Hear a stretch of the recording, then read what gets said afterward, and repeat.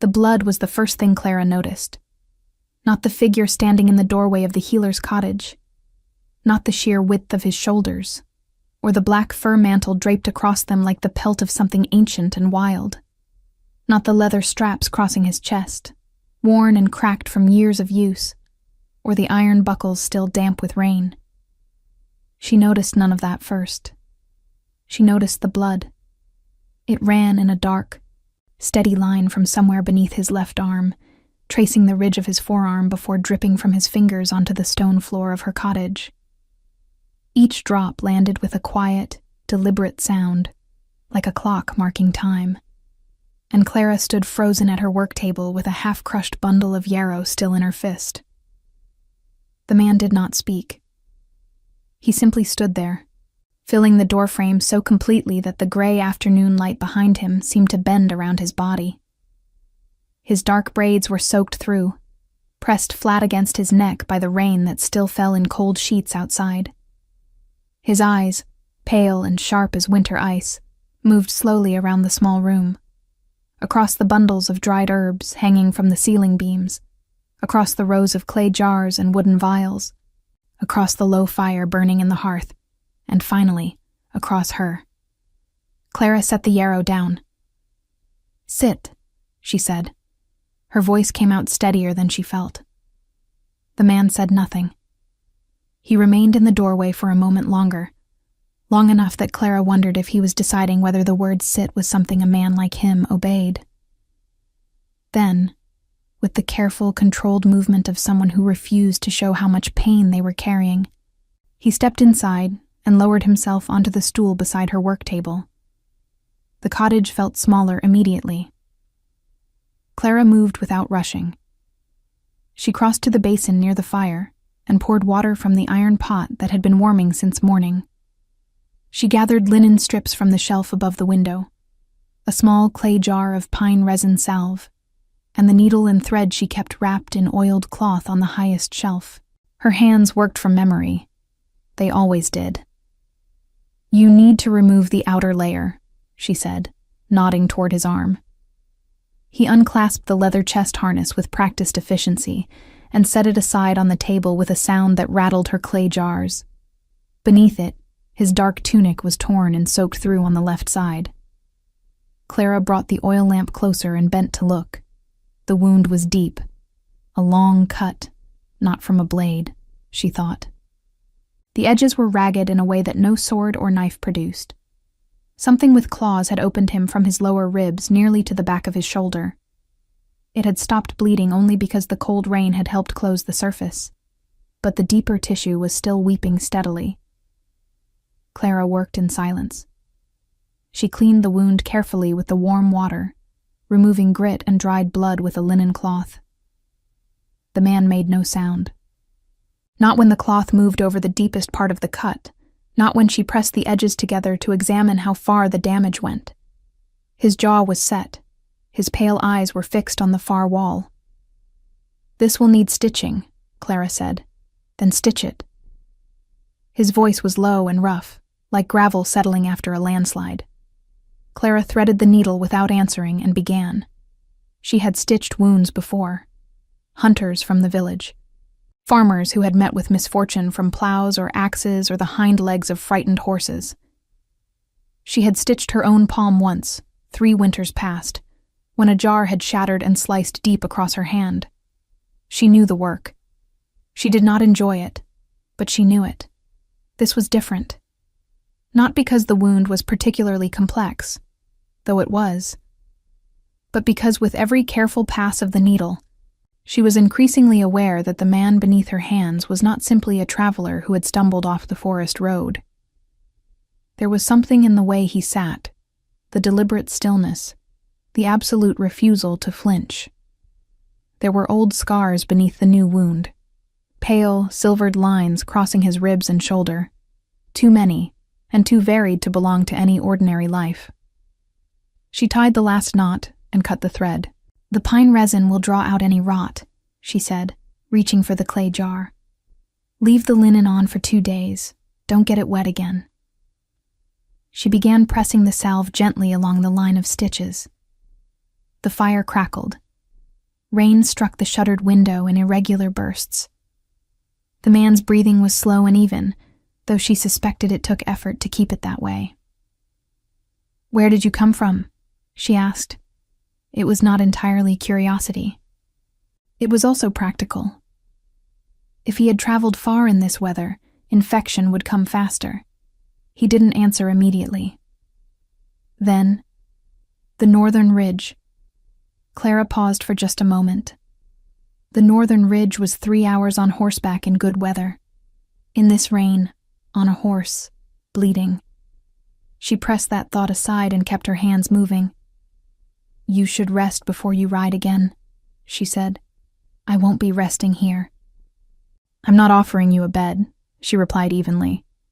"I'm telling you that if you ride out in the next hour, my stitches won't hold. You'll be back on this floor before nightfall, and there won't be anything left to stitch." A long silence stretched between them. "You speak plainly," he said. "Sick people don't benefit from pretty words." Something shifted in his expression, barely a movement, a slight easing around the eyes. And then it was gone. He looked back at the far wall. Clara wrapped the wound in clean linen, crossing the strips beneath his arm and tying them with firm, careful knots. She was close enough to smell the rain still caught in his hair, the cold pine of the forest on his skin, the iron scent of old blood. "What's your name?" she asked. He looked at her then, directly, and there was something in that pale gaze, not cruelty, not arrogance, but something older and heavier than either, that made the question feel suddenly very small. "Does it matter?" he asked. Clara tied the last knot and stepped back. "Not to me," she said. "But the next healer you visit might want to know whose wounds she's closing." She turned back to her work table and began cleaning the needle. Behind her, she heard the slow sound of the leather harness being refastened, the low creak of the stool, the deliberate footsteps across the stone floor. She heard the door open, letting in a gust of cold, wet air that made the fire lean sideways. She did not turn around. The door closed. Clara stood alone in her cottage, the needle in her hand, the fire settling back into its rhythm. She looked down at the linen cloth she'd used, dark with blood, and then at the stone floor where those first drops had fallen. She didn't know who he was. She told herself it didn't matter. But when she pressed her fingers to the work table to steady herself, she realized her hands were trembling, and they hadn't trembled once while she worked. Outside, 2 riders waited in the tree line at the edge of the road. They straightened when the tall figure emerged from the cottage doorway and walked toward them through the rain without hurrying. One of them, a broad man with a scar running from his chin to his left ear, leaned forward in his saddle. "My lord," he said quietly, "you were gone a long time." "Ride," said the man with the braids. They rode, and 3 hours later, behind the stone walls of a fortress that sat on the northern ridge like a crown of dark iron, a messenger was sent back down the mountain road with a single instruction, delivered in a voice that expected no argument. "Find out who she is." Clara learned his name, the way most people in the valley learned things that were meant to be kept from them, through whispers that traveled faster than any rider on the road. It started the following morning. She had risen before dawn, as she always did, to check on the poultice she had left steeping overnight in a covered pot near the hearth. The fire had burned low, and the cottage held the particular chill of early autumn, the kind that settled into stone floors and refused to leave until midday. She wrapped a thick wool shawl around her shoulders and moved through her small space in the gray half-light, feeding the fire, measuring dried herbs into a mortar, grinding them into powder with the same methodical patience that had shaped every morning of her adult life. She was 24 years old. She had lived alone in this cottage at the edge of Ashvale village for 3 years, since her mentor, the old healer Edna, had died quietly in the bed that now served as Clara's own. Edna had taught her everything: which roots drew out fever, which leaves sealed infected skin, how to tell from a wound's color whether rot had already set in, and how to sit beside someone in pain without filling the silence with words they didn't need. Clara had been a good student. She had also been a practical one. She did not spend much time wondering about things she could not change, which was why she had almost successfully stopped thinking about the man with the pale eyes and the deep wound when Marin arrived. Marin was the baker's wife, a round, energetic woman of 50 who treated information the way some people treated bread dough. She worked it constantly, turned it over, and eventually delivered it to everyone in the village, whether they wanted it or not. She arrived at Clara's door just after sunrise, with a cloth-wrapped bundle of oat rolls, still warm from the oven, and an expression that meant she had something to say, and was barely containing it. "You had a visitor yesterday," Marin said, before she was fully through the door. "I have visitors most days," Clara replied, without looking up from the mortar. "I'm a healer. Not like this one." Marin set the rolls on the table and pulled her shawl tighter. Aldrich the woodsman was coming down the ridge road yesterday evening, and he saw them. 3 riders. The one in the middle, big man, dark braids. She lowered her voice, as if the walls might carry the words somewhere dangerous. "Clara, that was Lucian Voss." Clara's hand stilled on the pestle. "The Alpha King," Marin continued, watching her face carefully. "Lord of the Northern Packs. The man who ended the Greywood War in a single season. The man who—" "I know who Lucian Voss is," Clara said quietly. "Everyone in the valley knew. You did not live within 3 days' ride of the Northern Ridge without knowing the name, Lucian Voss. He had taken control of the unified wolf pack 7 years ago after the death of his father, and he had spent those 7 years doing what every lord before him had tried and failed to do. Holding a fractured, violent coalition of wolf bloodlines together through a combination of iron discipline and, according to rumor, sheer force of will. The villages along the northern corridor paid their seasonal tribute without complaint. Not out of affection, out of the particular kind of respect that comes from knowing that the alternative is considerably worse. He was not, by any account she had ever heard, the sort of man who visited village healers. "He was wounded," Clara said, keeping her voice neutral. Marin's eyes widened. "How badly?" "Badly enough to need stitching, not badly enough to kill him." She resumed grinding. "He's gone now. That's the end of it." But Marin was already rearranging her expression into something that Clara recognized as the precursor to further complication. Aldrich also said, and mind you, this is only what Aldrich said, so take it as you will, that there was a rider who came back down the mountain road late last night, asking questions in the village, about the healer at the edge of the road. Clara set the pestle down very slowly. "What kind of questions?" "Your name. How long you'd been here. Whether you'd trained under anyone. Whether you had family." Marin folded her hands together on the table.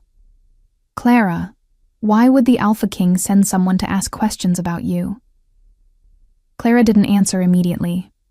She crossed to the window and looked out at the narrow strip of road visible between the tree line. It was empty in the early morning light. Fallen leaves, dark with moisture, lay plastered to the muddy ground. The sky was the color of pewter. "I don't know," she said. It was almost true.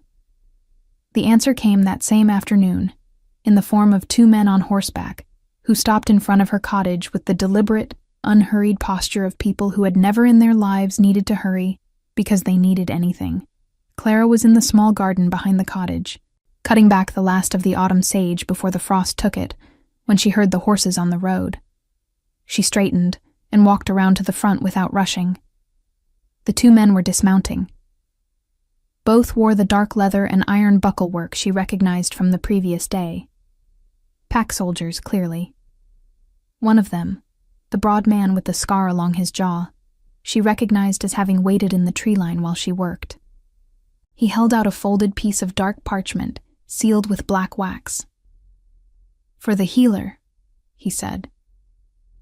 Clara wiped her hands on the cloth at her belt and took it. She broke the seal and unfolded the parchment. The handwriting inside was angular and precise. Each letter pressed firmly into the page as though uncertain things had no place in its world. Your services are required at the Northern Fortress. You will be escorted tomorrow at first light. Bring what you need for a stay of unspecified duration. This is not a request. There was no signature. There didn't need to be. Clara read it twice. Then she folded it carefully and looked up at the man with the scar. Unspecified duration, she said. Yes. I have patients in this village who depend on regular care. An elderly man with a chest illness. 2 children recovering from river fever. She kept her voice even. I'll need someone to send word to the midwife in Crest Hollow to cover for me while I'm gone. The scarred man blinked. This was apparently not the response he had been prepared for. We can arrange that. Good. She refolded the letter and pressed it into her apron pocket. I'll be ready at first light. She went back inside and closed the door behind her. For a long moment she stood in the center of her cottage. The familiar smell of dried herbs and wood smoke, the low crackling of the fire, the rows of jars and the worn surface of her work table. And she breathed. This is not a request. She knew what that meant. She was not naive about the world or about the kind of power that sent riders to small villages with sealed letters. She had no illusions that refusing was truly an option, and yet something else moved beneath the fear. Something she was reluctant to name. A needle-sharp thread of curiosity she couldn't quite cut. He had left without giving his name. He had sent someone to ask questions about her. And now, less than a day after she had closed his wound with linen thread in her small stone cottage, the most feared man on the northern ridge had ordered her brought to his fortress. Why? She began pulling jars from her shelves, selecting what she would need. Her hands were steady.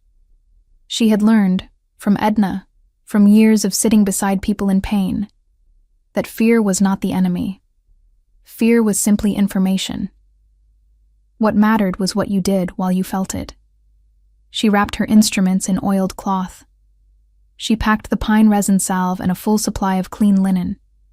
She added her most important jars, the ones that held the medicines she could not easily replace, and wrapped each one individually in scraps of wool to protect them from the journey. Then she sat down beside the fire to wait for morning.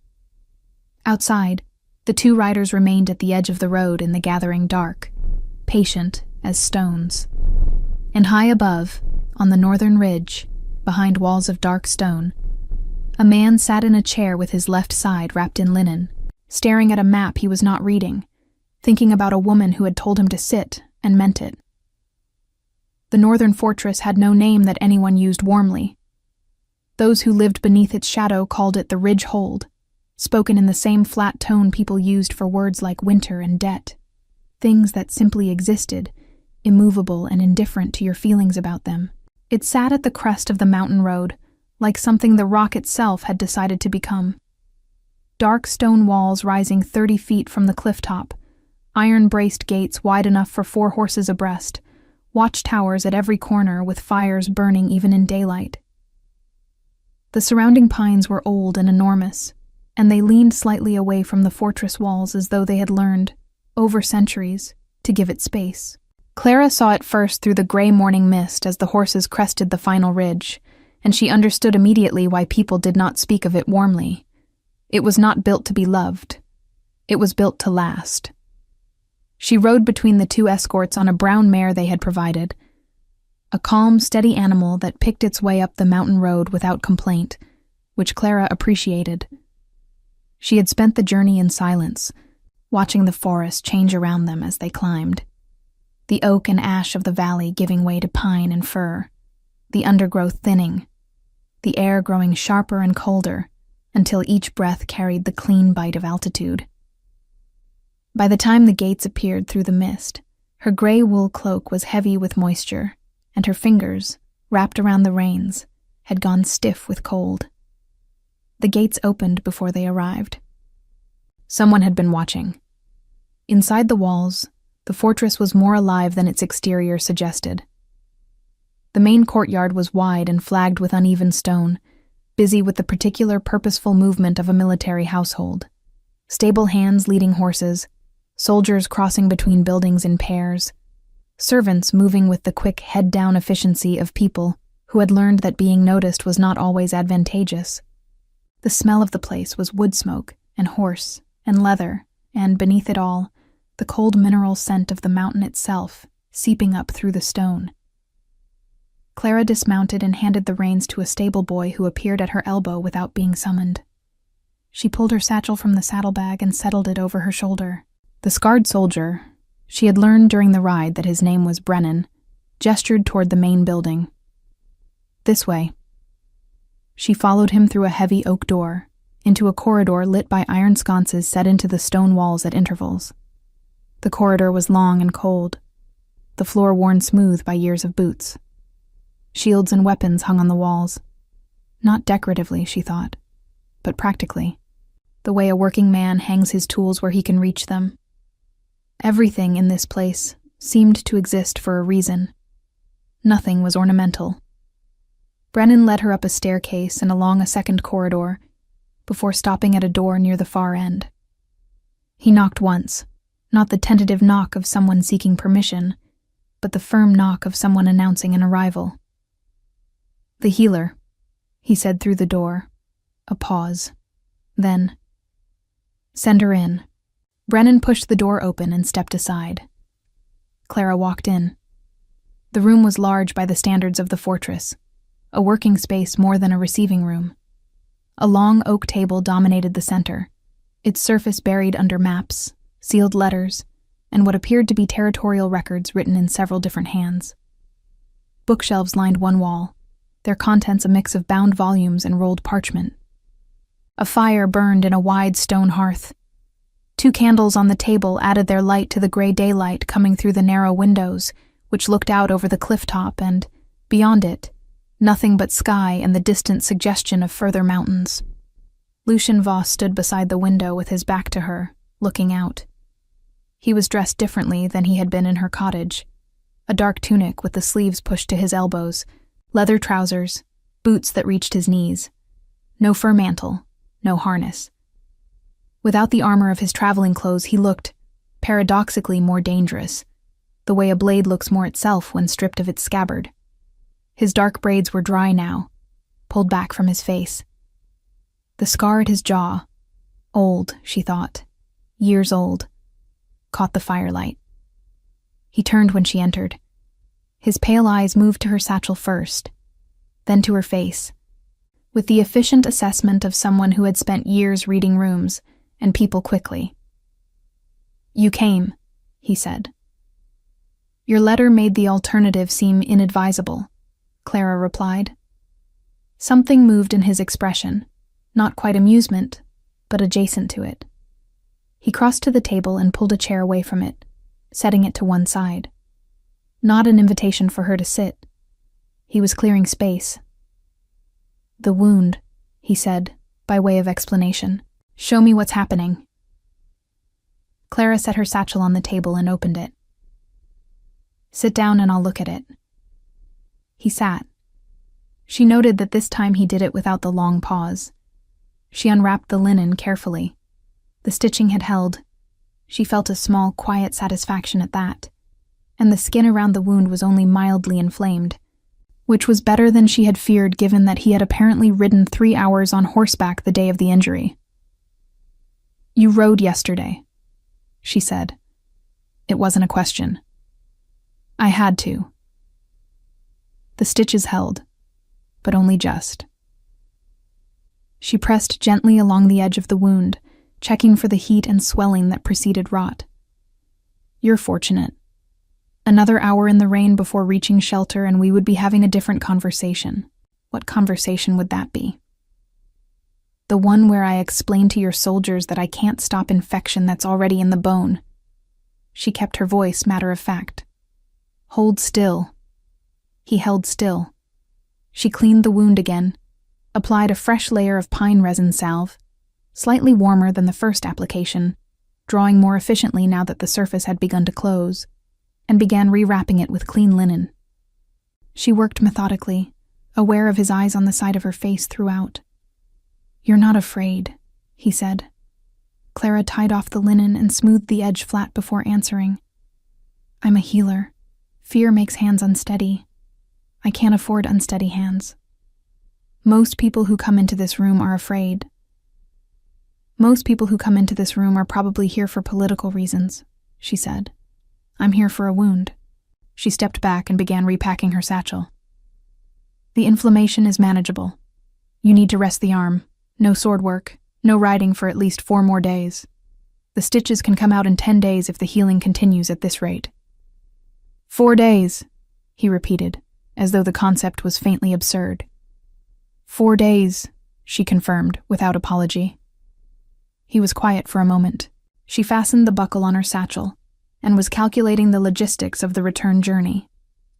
Whether the mist had cleared enough for safe travel down the mountain road, whether she could reach Ashvale before dark, when he spoke again. "There's a sickness in the lower quarters of this fortress," he said. "It started 3 days ago. 4 of my soldiers. High fever, pain in the chest, a cough that brings up dark matter." Clara stopped moving.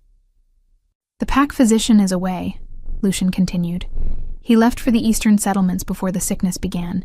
He won't return for 2 weeks. She turned back to face him. "How close are the sick quarters to the rest of the population in this fortress?" "The same building, different floor. That needs to change immediately." She was already opening her satchel again, pulling out the small journal she used for notes, reaching for the stub of charcoal she kept tucked inside the cover. "How many people total in this fortress?" "Approximately 200. "And the 4 who are sick, are they from the same unit? Do they train together, eat together, share water from the same source?" His pale eyes sharpened slightly. "Yes, the Eastern Patrol Unit. I need to see them." She was already moving toward the door. "And I need the sick quarters separated from the rest of the building tonight, not tomorrow. If this spreads through 200 people in an enclosed fortress in autumn, your physician will come back to a disaster." She had her hand on the door before she registered that she had just given orders in the Alpha King's private study and walked toward his door without being dismissed. She stopped, turned around slowly. Lucian Voss was watching her from his chair with an expression she couldn't entirely read. Something between surprise and evaluation. The way a man looks at a map that turns out to cover more territory than he expected.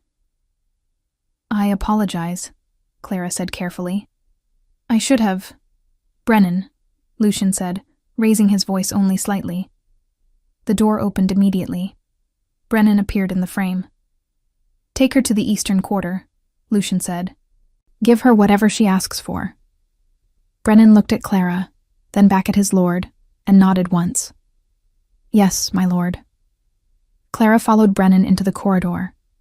The door closed behind her. And in the study, Lucian Voss remained seated beside the fire for a long moment, his eyes on the closed door, his expression still doing that thing it almost never did, thinking about something that had surprised him. The sickness was worse than Clara had hoped, and not quite as bad as she had feared. The 4 soldiers in the eastern quarter were grown men, broad-shouldered and battle-hardened, and yet the illness had reduced them to something smaller. Pale faces sheened with sweat, breathing that came in shallow, effortful pulls, the kind of cough that sounded like it was trying to turn a person inside out. The room smelled of fever and damp straw, and the particular sour heaviness of bodies fighting something they couldn't see. Clara moved between the 4 pallets without hesitation, checking each man in turn. She pressed the back of her hand to foreheads, listened to breathing with her ear close to each chest, examined what the cough had produced on the linen beside each man with the calm, unsentimental attention Edna had drilled into her from the very beginning. "The sickness doesn't care if you're squeamish," the old woman had told her once. "And neither do I." By the time she had examined all 4, she had a clear enough picture. Marsh lung. She had seen it twice before. Once in a family near the river flats south of Asheville. Once in an old shepherd who spent too many wet nights in low-lying pasture. It came from breathing cold, stagnant air over an extended period, combined with wet conditions and exhaustion. It was not a plague, It would not move between people like fire through dry grass. But left untreated in men already worn down by patrol work and poor autumn weather, it could hollow out the lungs over the course of 2 or 3 weeks and become something that couldn't be undone. She straightened and turned to Brennan, who had positioned himself near the door, with the practiced stillness of a man who was pretending the smell in the room wasn't bothering him. "It's marsh lung," she said. "It won't spread to the rest of the fortress. You can ease that concern. But these 4 need immediate and consistent treatment, or 2 of them, at minimum, won't recover fully." She glanced at the pallets. "The 2 on the left are further along. They're my priority." Brennan exhaled slowly. "What do you need?" "Elderflower and thyme, as much as you have in whatever stores this fortress keeps. Pine bark if you have it. A pot for boiling at all times over a low fire in this room. Clean linen, changed twice daily. Broth, real broth, from bones, not water with salt in it. For each of them morning and evening. And the windows in this room need to be opened slightly, even at night. Especially at night. Stagnant air made them sick. Fresh air will help unmake it." Brennan was nodding, keeping pace. "The stores will have most of that. Pine bark I'm not certain of. I have some in my satchel, enough for 3 days. After that we'll need to source more." She was already moving back to the nearest pallet, pushing her sleeves up. "I'll start the first treatment now. Can you have the broth sent within the hour?"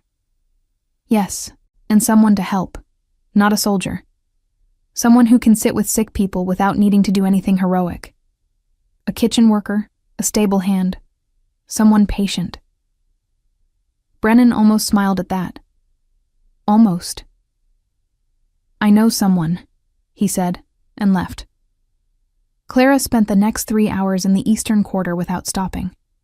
She boiled the first batch of elderflower and thyme in the iron pot that hung over the room's small hearth, adding strips of pine bark from her supply and a measured pinch of dried ginger root that she always carried for fever cases.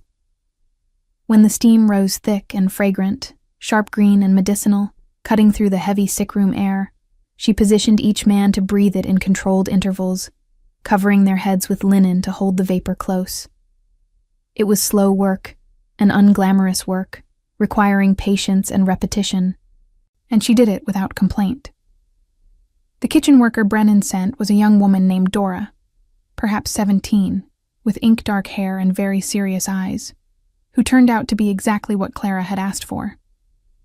She was quiet.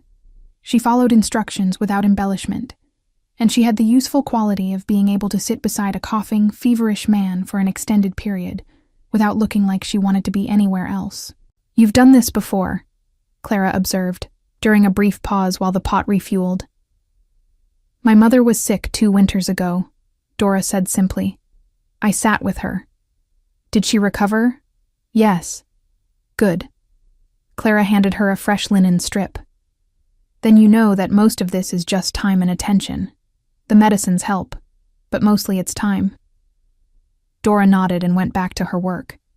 It was nearly dark when Clara finally stepped out of the eastern quarter and into the corridor, rolling her sleeves back down and pressing her hands briefly against the cool stone wall. Her back ached from bending. Her eyes felt dry and heavy. She hadn't eaten since the oat rolls Marin had brought before dawn, and the smell of the broth she'd been feeding to the sick soldiers had been quietly tormenting her for the past hour. She was mentally calculating whether she could reasonably ask for food before attempting the return journey down the mountain road, when she became aware of someone standing at the far end of the corridor. Lucian. He was leaning against the wall with his right shoulder, his injured left arm held slightly away from his body in the unconscious way of someone managing pain they have decided not to acknowledge. He was watching her with those pale, still eyes, and he had clearly been there for some time. "The marsh lung," he said, when she reached him. "Will they live?" "All 4 should recover if the treatment continues consistently." She kept her voice professional. "The 2 most affected will need 2 weeks, possibly 3. The other 2 should be functional within 10 days. He absorbed this with a slight nod. "And it won't move through the fortress." "No, It's not that kind of sickness. She paused. You were worried about that. 200 people in stone walls in autumn, he said. Yes. Clara looked at him for a moment. The firelight from the sconce above him caught the angles of his face, the hard line of his jaw, the old scar, the careful blankness that she was beginning to recognize as the expression he wore when he was actually thinking quite a lot. You should eat, he said unexpectedly. She blinked. I was about to ask where I might find food before riding back. Something crossed his face that she still couldn't fully categorize. You're not riding back tonight. The road is dark and wet and steep, he said, and you've been working since before dawn. He pushed off the wall and began walking. A pause, then a glance back at her that was not quite an invitation and not quite a command, but landed somewhere in the narrow space between. Come. Clara hesitated for exactly 1 second. Then she followed. He led her not to a formal hall, but to a smaller room off the main corridor. A room that felt like it was used for practical purposes rather than ceremony.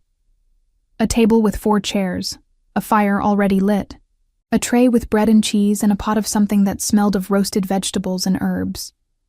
Simple food, the kind that a working household ate, rather than the kind that a powerful man displayed. Lucian sat. Clara sat across from him. He poured water from a clay pitcher into 2 cups and pushed one toward her without ceremony. She ate. He ate. For a while there was only the fire and the quiet sounds of the fortress settling into night. It was Lucian who broke the silence. How long have you been a healer? Since I was 16, Clara said. I apprenticed under an old woman in Ashvale. She trained me until she died 3 years ago. And before that? She looked up. The question was more specific than it seemed, and something in his tone suggested he already knew the answer to at least part of it. I came to Ashvale from the south, she said carefully. My family's village was... She stopped, chose different words. There was a sickness when I was 15. I was the only one in my family who survived it. Edna found me on the road and brought me to Ashvale. The room was quiet. Lucian was watching her with an expression she hadn't seen from him before. Not the hard assessment, not the careful blankness. Something quieter. I'm sorry, he said. And it sounded, with surprising clarity, like he meant it. Clara looked down at her bread. It was a long time ago. Long ago doesn't always mean finished, he said. She looked up at that. He was looking at the fire now, not at her. There was something in his profile, in the set of his jaw, and the particular stillness of someone who has just said something that came from somewhere real, that made her want to ask a question she had no right to ask. She didn't ask it. But she stored it away, carefully, the way she stored ingredients she didn't yet know the use for. They finished eating. Clara was shown to a small room near the east corridor, plain, warm, with a narrow bed and a candle, and a window that looked out over the dark pines. She set her satchel on the floor and sat on the edge of the bed. She intended to think clearly about her situation. A woman alone in a mountain fortress at the request of the most powerful man in the Northern Territory, with no clear date for return, surrounded by soldiers she didn't know. Instead, she found herself thinking about what he had said. Long ago doesn't always mean finished. And she thought, he wasn't only talking about me. She blew out the candle. Outside, the wind moved through the pines in long, slow waves. And somewhere below in the fortress, a watch bell rang once, marking the deep of night. Clara lay in the dark and listened. And in his study down the long corridor, a man with pale eyes and an old weight behind them sat alone at his table, with a map he still wasn't reading, thinking about a healer who had walked into his sick room without flinching and looked at his wounded soldiers as though they were simply people who needed help. which was, he was beginning to realize, a rarer thing than it should have been. 3 days passed inside the ridgehold, and Clara learned the shape of the place the way she learned most things. Quietly, through observation, through the details that revealed themselves when no one was performing for an audience. She learned that the fortress woke before dawn without being told to, that the soldiers who trained in the courtyard each morning did so in near silence. The only sounds the rhythmic impact of wooden practice blades and boots on stone. That the kitchen ran with the efficient, no-nonsense energy of people who understood that 200 mouths required serious organization, and that the woman who ran it, a broad, gray-haired figure named Hesta, tolerated no disorder and accepted no excuses, including from people who outranked her. She learned that Brennan, beneath the scarred exterior and the military bearing, had a habit of checking on the sick soldiers 3 times a day, and standing in the doorway longer than was strictly necessary, watching their breathing with an expression he thought no one noticed. She noticed. She learned that the fortress had a library, a real one. 2 floors of the North Tower given over entirely to bound volumes and rolled maps and records going back 4 generations. And that it was warm and quiet, and smelled of old paper and pine resin.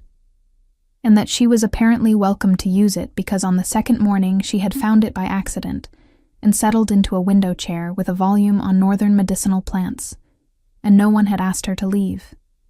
She learned, gradually and carefully, that Lucien Voss was not what the valley's whispers had made him. This was the most complicated thing she learned, and the one she turned over most often in the quiet of her small room at night. The man the rumors described was iron and distance, a ruler who had ended the Greywood War through methods people referred to obliquely, a figure who commanded absolute obedience and gave nothing personal in return.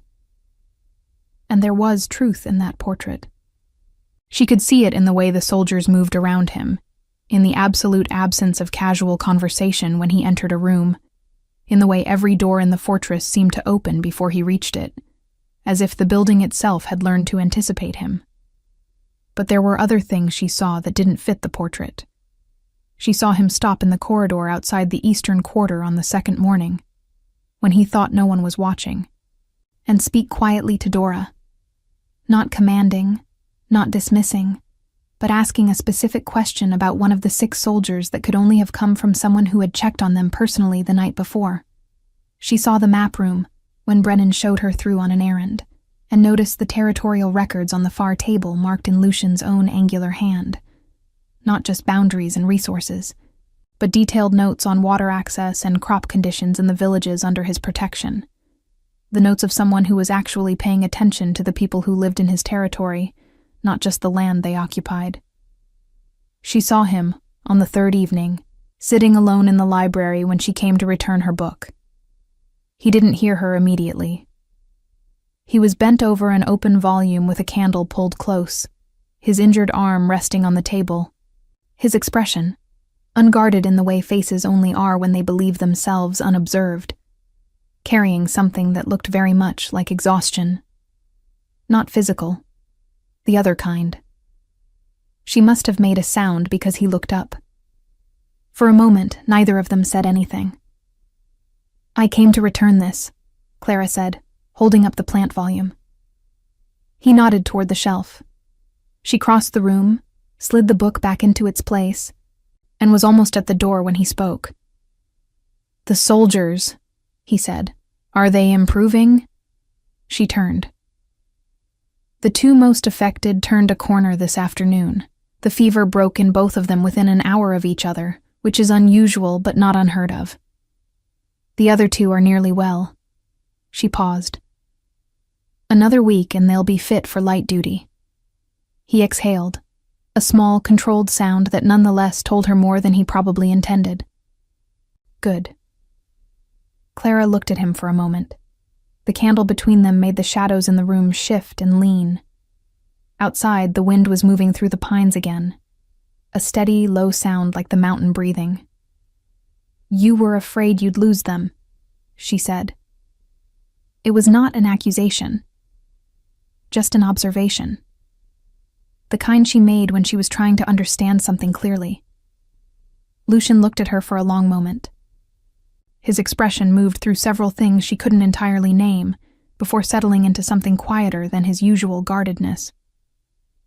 "They've been in my Eastern Patrol for 4 years," he said. "They rode through the Greywood campaign. All of them." He looked back at the candle. "Men who survive that together. That's not a unit anymore. That's something else." "Family," Clara said quietly. He didn't answer, but he didn't disagree. The complication arrived on the 4th morning in the form of a rider who came up the mountain road before breakfast, carrying a sealed letter that made Brennan's expression do something tight and controlled when he read it.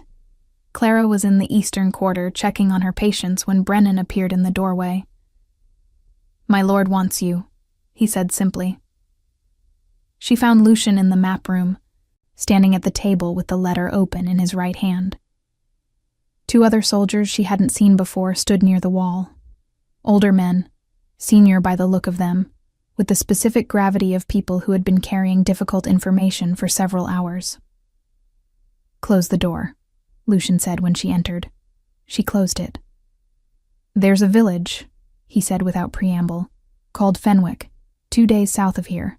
It came under my territory's protection 4 years ago after the Greywood settlement." He set the letter down on the table and pressed his fingers flat beside it. 3 days ago, someone poisoned their water source. 14 people sick. 2 dead. The sickness doesn't match anything my men have seen before. Clara felt the information land in her chest with a quiet, heavy impact. "The letter describes the symptoms," he continued. "I need you to read it." She crossed to the table and picked up the letter. She read it twice, slowly, while the room waited. The symptoms were specific. Sudden onset, violent stomach cramping, the particular gray-blue color at the fingertips that she recognized from a single entry in a volume Edna had kept on rare southern poisons. A book Clara had read twice and never expected to need. Her mind moved quickly and coldly through what she knew. "This isn't a natural sickness," she said. "No," Lucian agreed. "The symptoms, the fingertip discoloration particularly, match copper salt poisoning, concentrated. It would need to be introduced deliberately into a water supply." She set the letter down carefully. This was done by someone who knew what they were doing. The room was very quiet. "Who?" she asked, looking up at him. Lucian's jaw was set. "There is a man named Dorian Ashcroft. He held territorial claims in the Fenwick Valley before the Greywood settlement transferred it to my protection. He has been unhappy about that transfer since it occurred." He glanced at the 2 senior soldiers.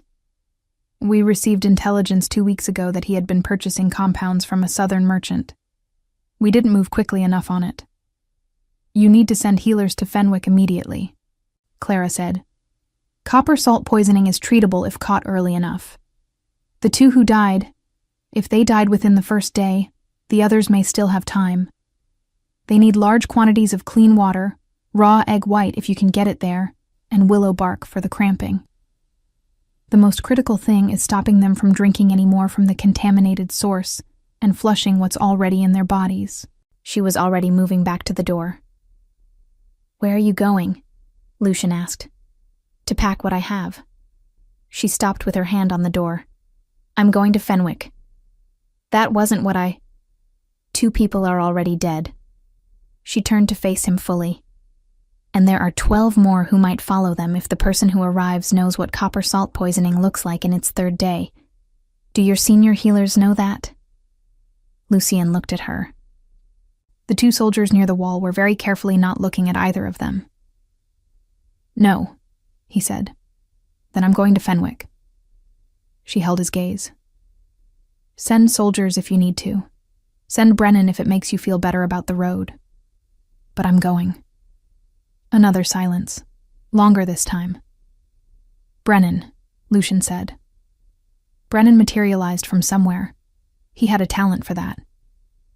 "Prepare a full escort. We ride within the hour." Clara caught the word "we" and felt something shift in the room's atmosphere. but she didn't remark on it. She opened the door and went to pack. The ride to Fenwick took most of the day. They arrived as the sun was dropping behind the western hills, and the village was settling into the particular frightened quiet of a place that had lost people and didn't know if it was finished losing them. Clara worked through the night. Lucian did not hover. He did not interfere.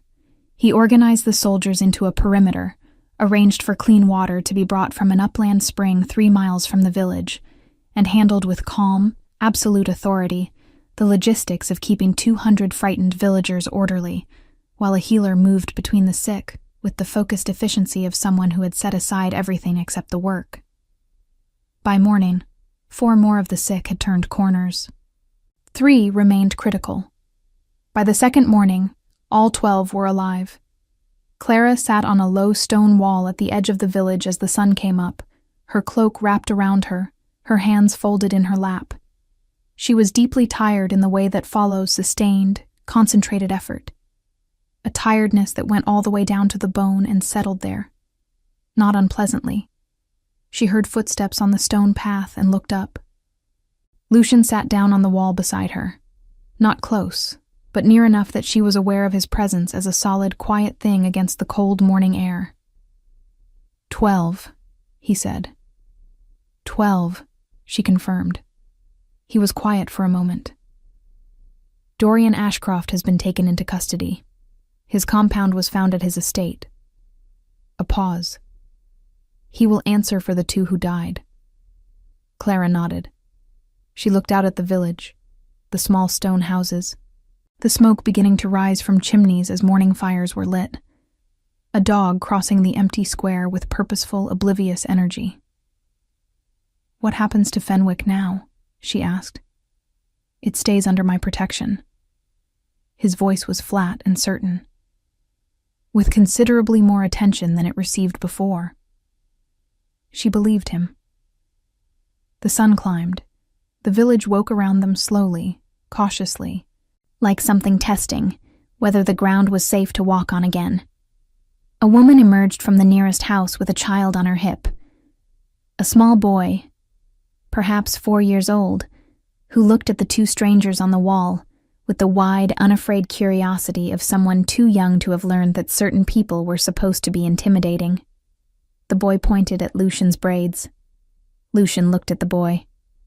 Something in his face shifted, the careful blankness dissolving into something much simpler and much older. He held still while the child stared, and then, almost imperceptibly, the corner of his mouth moved. The mother apologized and carried the boy back inside. Clara said nothing, but she had seen it. They rode back to the Ridgehold that afternoon, and somewhere on the long mountain road, with the pines moving on either side and the cold air carrying the first real promise of winter, Clara understood something she had been assembling piece by piece since the moment a wounded stranger had filled her doorframe and bled on her stone floor. He was not a simple man. He was not an easy man. He carried things that had made him hard in places, and he had built walls with a thoroughness and craftsmanship that suggested he had started young and never fully stopped. He ruled through authority, because authority was what the fractured, violent world he'd inherited had required of him. But underneath all of it, underneath the iron and the distance and the pale, still eyes that made soldiers straighten when they felt his gaze, there was someone who checked on sick men in the night and kept careful notes about water access in small villages, and had looked at a 4-year-old boy pointing at his braids and almost smiled. She didn't say any of this. Some things, she had learned, were better held quietly for a while. A month passed, then 2. The sick soldiers of the Eastern Quarter returned to full duty, and Dora, who had sat beside them through the worst nights, was quietly given a promotion in the kitchen hierarchy that everyone understood and no one formally acknowledged as connected. Brennan lost some of the tension around his eyes that Clara had noticed when she first arrived. The Ridgehold's small infirmary, which had previously been stocked with the functional minimum and little expertise, began to change. New jars appeared on the shelves. Certain records were started and kept with consistent care. A second healer was brought from the eastern settlements to assist during the winter months, a young man named Fen, who was competent and eager and grateful for guidance, and Clara gave it to him without reservation. She stayed, not because she was ordered to. The order, such as it had ever been, had dissolved somewhere between Fenwick and the mountain road home. She stayed because the work was real and needed, and because the ridge hold, which she had entered as a stranger summoned by a wounded king, had gradually and without ceremony become somewhere she recognized. Edna had told her once, in the particular way the old woman had of delivering important things as though they were obvious. Home isn't where you're from, it's where your work matters. Clara had not fully understood it then. She understood it now. On a morning in late autumn, the first hard frost of the season crystallizing on the courtyard stones and the pines standing white-edged against a pale sky, Clara was in the library returning a volume when she found Lucian already there. He was standing at the window with a cup of something warm, looking out at the frost-bright courtyard below. He heard her and turned. "The new supply of elderflower arrived this morning," he said, which was not what she had expected him to say. "Good." She slid the book into its place. "We'll need it before the winter's done." A pause. Outside, the courtyard was busy with the morning's work. The same rhythms she had learned over the past weeks, as familiar now as her own heartbeat. "You could go back," Lucian said. "To Ashvale. The road is still passable for another few weeks before the deep snow." Clara looked at him. He was looking out the window, not at her, and his voice was very careful in the way that people's voices are when they're saying something that costs them more than the words suggest. "I know," she said. "There's nothing holding you here." She crossed the room and stood beside the window. Below, Brennan was crossing the courtyard with two younger soldiers, saying something that made them both straighten imperceptibly. Dora appeared briefly in the kitchen doorway, checked the sky for weather, and went back inside. "There's nothing holding me in Ashvale anymore either," Clara said. "Edna is gone. The village has a midwife who can handle most of what they need." She paused. "There are 12 people in Fenwick who are alive because I was in this territory when they needed help. There are 4 soldiers on the Eastern Patrol who recovered faster than they should have because someone knew what marsh lung looked like and how to treat it." She looked at him. "The work here is real." Lucian turned from the window. He looked at her for a long moment, the same look he had given her in the very beginning, when she had walked into his study and started issuing instructions about illness containment. The look that was really a question, and that she was beginning to understand, he asked only when something had caught him genuinely off guard. "Then stay," he said. It was not a command. It was something much simpler and considerably harder to say. "I intend to," she said. Outside, the frost caught the light as the sun climbed above the tree line, and the ridge hold, dark stone and iron and old pine, filled briefly with something cold and clear and bright. The years that followed were not simple. Power is never simple, and the world the ridgehold sat within was not simple either. There were disputes and hard winters and seasons that tested the territory in ways that kept the map room lit long into the night. Dorian Ashcroft stood before the gathered pack council and faced judgment for Fenwick, and the 2 families who had lost people watched with dry, exhausted eyes as justice was rendered. Not satisfying, the way justice rarely is, but real. Lucian ruled. Clara healed. The infirmary grew into something the fortress had never had before, a true place of recovery, properly stocked and properly staffed, known eventually in villages across the northern corridor as the place where the sick were sent and came back from. Brennan, in his 50s, began teaching the younger soldiers with a patience that surprised everyone who had only known his scarred and formidable exterior, and didn't surprise Clara at all. Dora became, in time, the person who ran the kitchen with the same no-nonsense authority as Hesta before her, and she kept a jar of elderflower on her shelf always, because she had learned what it was for and never forgot. And Clara, who had come to the ridge hold with a satchel of medicines and no intention of staying, who had spent 3 years alone in a stone cottage, learning that grief could be survived, and work could be a kind of anchor. Clara found that the walls she had built around herself after that long-ago sickness had taken her family. The walls she had tended carefully and trusted completely had developed, without her noticing, significant gaps. She did not patch them. She let the cold air in. She let the firelight in. She let the particular kind of knowing that comes from watching someone through hard work and hard seasons and hard decisions and seeing what they are made of. She let that in too. On a winter evening, many months after the frost morning in the library, she and Lucian sat in the small room where they had first eaten together, and the fire burned, and outside the snow fell thick and silent against the dark pines, and they talked until the candles burned low, about the territory, about the people in it, about what Edna had told her once about home, about things that happened long ago that were not, as it turned out, entirely finished, and the ridgehold, which had been built to last and never to be loved, held all of it in its old stone walls without comment, which was, in the end, exactly what it had always been made for. The 6 soldiers of the Eastern Patrol grew old in the service they had chosen, and spoke sometimes of the winter the marsh lung came, and the healer arrived who did not flinch at anything. Dora's elderflower jar sat on its shelf through many winters and was never empty. Brennan, whose name had made men straighten for 30 years, sat in the courtyard in his final seasons and told the youngest soldiers things that surprised them. The village of Fenwick rebuilt its water channel with stone brought down from the upper ridge, funded quietly from the hold's treasury, and the fountain at its center ran clear through every season that followed. Clara's satchel hung on a hook beside the infirmary door, worn soft from years of use, still packed, still ready. The ridgehold stood on its cliff through storms and thaws and the long, slow turning of years, its fires visible on clear nights from the villages below.